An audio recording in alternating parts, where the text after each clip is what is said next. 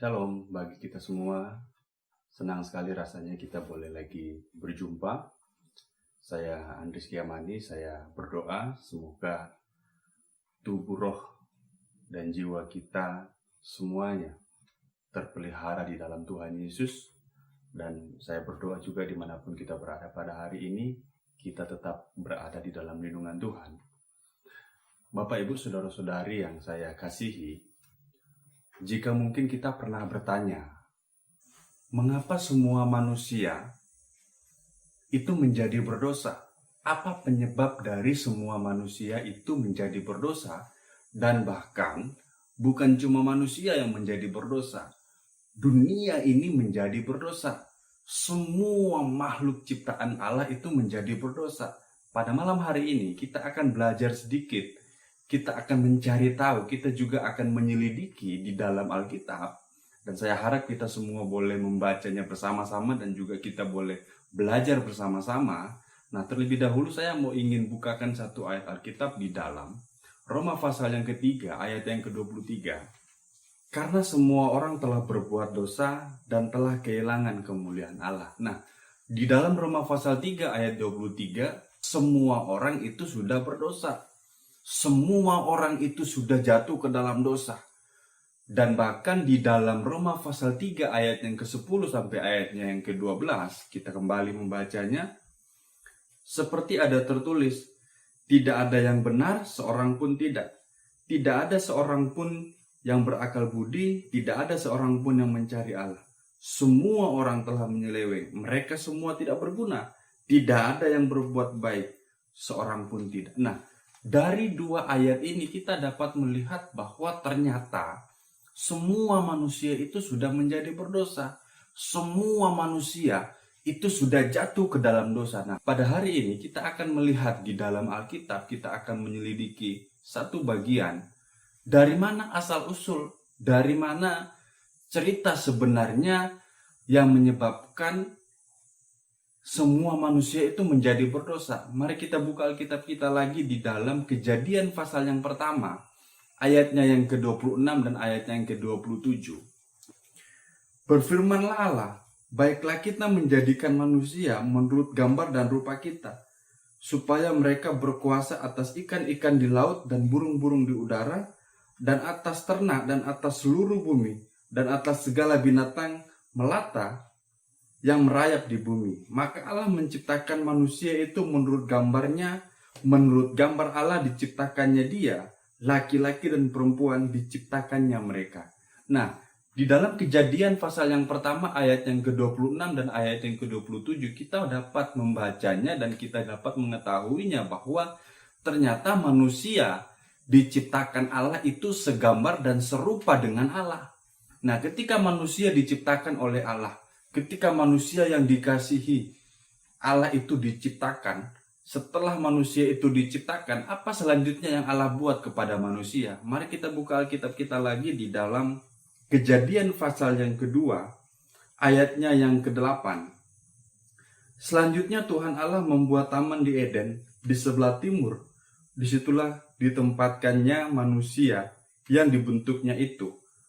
Ayat 9. Lalu Tuhan Allah menumbuhkan berbagai-bagai pohon dari bumi yang menarik dan baik untuk dimakan buahnya, dan pohon kehidupan di tengah-tengah taman itu, serta pohon pengetahuan tentang yang baik dan yang jahat. Nah, ketika Allah menjadikan manusia, ketika Allah menciptakan manusia, Allah membuat satu tempat yang biasa kita sebut itu adalah Taman Eden. Nah, di Taman Eden, di situ Allah menyediakan semua hal yang dibutuhkan oleh manusia.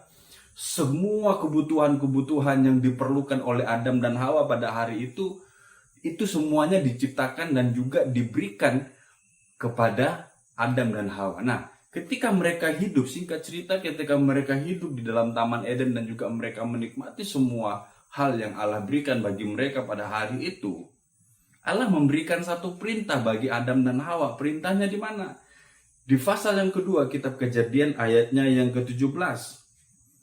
Tetapi pohon pengetahuan tentang yang baik dan yang jahat itu janganlah kau makan buahnya, sebab pada hari engkau memakannya pastilah engkau mati. ketika Allah menempatkan manusia yang diciptakan Allah itu di dalam Taman Eden. Allah memberikan perintah atau aturan kepada manusia yang diciptakan Allah untuk jangan memakan buah pohon pengetahuan yang baik dan yang jahat, sebab ketika mereka memakan buah tersebut, mereka akan mati. Mereka akan menjadi berdosa. Pertanyaannya, apakah mereka pada hari itu mentaati aturan yang diberikan Allah, atau justru mereka melanggar? Di Kejadian pasal yang ketiga, ayat yang ke-6, kita dapat melihat di situ, perempuan itu melihat bahwa buah pohon itu baik untuk dimakan dan sedap kelihatannya. Lagi pula pohon itu menarik hati karena memberi pengertian. Lalu ia mengambil dari buahnya dan dimakannya, dan diberikannya juga kepada suaminya yang bersama-sama dengan dia, dan suaminya pun memakannya. Ternyata aturan yang diberikan Allah kepada Adam dan Hawa pada hari itu tidak ditaati oleh Adam dan Hawa. Mereka melanggar aturan, mereka melanggar perintah yang diberikan Allah bagi mereka pada hari itu. Allah memerintahkan jangan mereka makan, sebab ketika mereka makan, mereka akan jatuh ke dalam dosa, mereka akan mati. Tetapi di Kejadian pasal 3 ayat yang ke-6 yang sudah kita baca tadi, ternyata mereka melanggar, ternyata mereka memakan buah yang dilarang oleh Tuhan. Nah, ketika mereka memakan buah tersebut, ketika mereka membagikannya, si Hawa membagikannya kepada suaminya yang tercinta. Karena suaminya yang tercinta itu juga mencintai istrinya, si Hawa, dengan rasa cinta, dengan rasa kasihnya juga kepada istrinya, Adam juga pun ikut untuk memakannya.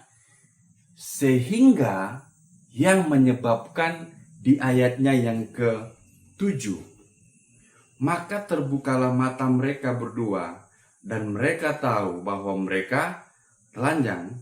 Lalu mereka menyemat daun pohon ara dan membuat cawat. Bapak Ibu, sampai di sini kita dapat melihat bahwa ternyata asal usul daripada dosa yang sampai pada hari ini dilakukan oleh semua orang, dan atau semua orang, tidak ada satupun yang tidak berdosa, itu disebabkan oleh Adam dan Hawa semasa mereka diciptakan dan juga semasa mereka disimpan atau mereka tinggal di dalam Taman Eden. Ketika mereka memakan buah yang dilarang oleh Tuhan, mata mereka menjadi terbuka dan mereka telanjang. Bapak Ibu, pertanyaannya, apakah ketika mereka sebelum memakan buah tersebut mereka dalam keadaan yang berpakaian? Kita buka Alkitab kita lagi di dalam Kejadian pasal yang kedua, di ayatnya yang ke-25.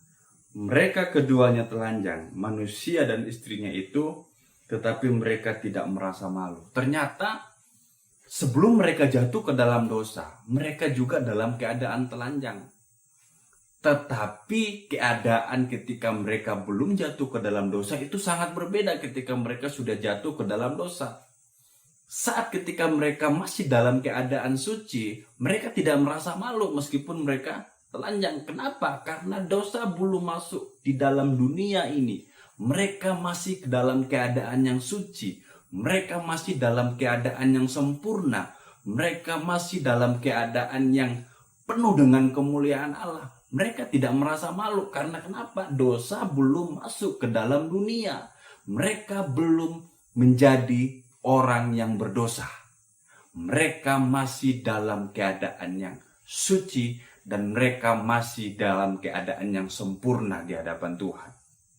Ketika mereka jatuh ke dalam dosa, semuanya menjadi berubah. Ketika mereka jatuh ke dalam dosa, yang dahulunya mereka adalah orang yang suci, sekarang mereka menjadi orang yang berdosa ketika mereka jatuh ke dalam dosa. Bapak Ibu, dari sini kita dapat melihat ternyata dosa itu berawal dari sejak ketika Adam dan Hawa itu melanggar perintah Tuhan. Dari situlah dosa masuk ke dalam dunia dan sampai dengan hari ini tidak ada satu orang pun yang tidak menjadi berdosa. Seperti ayat yang sudah kita bahas di awal tadi. Di dalam Roma pasal 3 ayat 23. Semua orang telah melakukan dosa. Semua orang telah berdosa. Artinya, tidak ada satu orang pun yang tidak berdosa hari ini. Dan kalau semua orang berdosa, dan kalau semua orang itu melakukan kesalahan, dan bahkan di Roma pasal yang ketiga ayat yang ke-10 sampai ayatnya yang ke-12, mereka semua tidak ada yang berbuat baik, seorang pun tidak. Kenapa? Karena mereka semua sudah berdosa. Semua manusia sudah berdosa. Dan kalau manusia sudah berdosa, dan kalau manusia pada hari ini sudah jatuh ke dalam dosa, di dalam Roma pasal yang ke-6 ayat yang ke-23, mari kita buka. Sebab upah dosa ialah maut, tetapi karunia Allah ialah hidup yang kekal dalam Kristus Yesus Tuhan kita. Kalau semua orang sudah menjadi berdosa pada hari ini, kalau semua orang sudah jatuh ke dalam dosa, Alkitab menyatakan upah dosa adalah maut. Berarti kalau kita berdosa, kalau Bapak Ibu saudara-saudari dimanapun pada hari ini berada berdosa, berarti kita terancam untuk dihukum di dalam lautan api. Kita terancam untuk menerima penghukuman di dalam lautan api. Apakah kita ingin? Apakah kita rindu untuk dihukum? Pasti tidak. Kita mau supaya kita memperoleh hidup yang kekal. Kita mau supaya kita memperoleh keselamatan. Kita mau supaya kita memperoleh jaminan keselamatan yang diberikan oleh Sang Pemberi keselamatan. Bapak, Ibu, saudara-saudari dimanapun berada pada hari ini, pembahasan kali ini saya hanya membahas bagaimana asal-usul dosa bisa sampai masuk ke dalam dunia.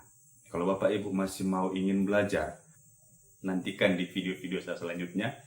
Kita akan belajar bagaimana cara Allah, bagaimana tindakan Allah untuk menyelamatkan manusia yang berdosa. Biarlah pembelajaran kita pada hari ini memberkati kita, menjadi berkat bagi kita, dan nama Tuhan semakin dimuliakan. Shalom.